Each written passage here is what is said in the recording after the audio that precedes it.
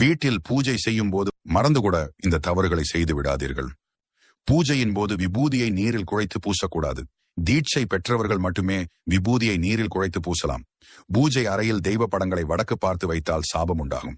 விரத தினத்தில் தாம்பூலம் தரித்தல், பகல் உறக்கம், தாம்பத்திய உறவு, சண்டையிடுதல் கூடாது. வாழைப்பழத்தில் பத்தியை சொருகி வைக்கக்கூடாது. தேங்காய் 2க்கு மேற்பட்ட துண்டுகளாக உடைந்தால் அதை தெய்வத்திற்கு நிவேதனம் செய்யக்கூடாது. விளக்கு எரிந்து கொண்டிருக்கும் போது கைவிரலால் எண்ணெயில் உள்ள தூசியை எடுப்பதோ திரியை எடுப்பதோ கூடாது. ஈர உடையுடனும் தலைக்குடுமியை முடியாமலும் தலையிலும் தோளிலும் துணியை போட்டுக்கொண்டோ கட்டிக்கொண்டோ வழிபாடு செய்யக்கூடாது. தீபத்தில் உள்ள திரி எரிந்து கருகாமல் பார்த்து கொள்ள வேண்டும். விளக்கை ஏற்றும் போது வீட்டில் பின்வாசல் இருந்தால் அதன் கதவை மூடிவிட வேண்டும். புழுங்கல் அரிசியால் சமைக்கப்பட்ட உணவை தெய்வங்களுக்கு நிவேதனம் செய்யக்கூடாது.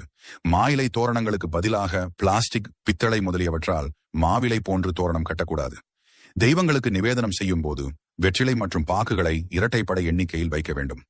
பூஜைக்கு உபயோகிக்கும் பாக்கு, வெற்றிலை, அனைத்து வகை பழங்கள், பூக்கள், தர்ப்பங்கள், ஸ்மித்துகள் போன்றவற்றை பூமியில் நேரடியாக வைக்கக்கூடாது. தட்டு போன்ற பொருட்களின் மீது வைக்க வேண்டும்.